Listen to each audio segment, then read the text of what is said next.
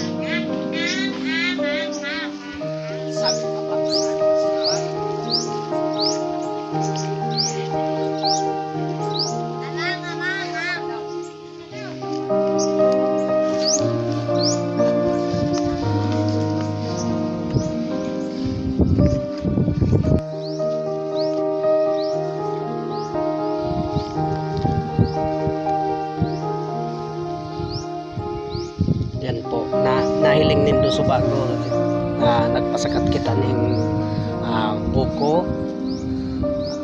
tipong na inaapo. Ngunyan po, bisitahon niya to ang sa kong umahan.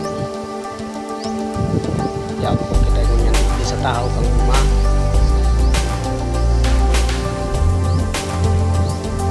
Yan po, ang sa kong umahan.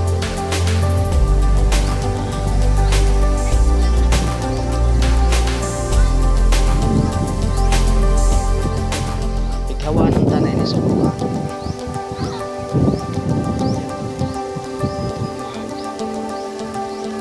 Siguro po mga by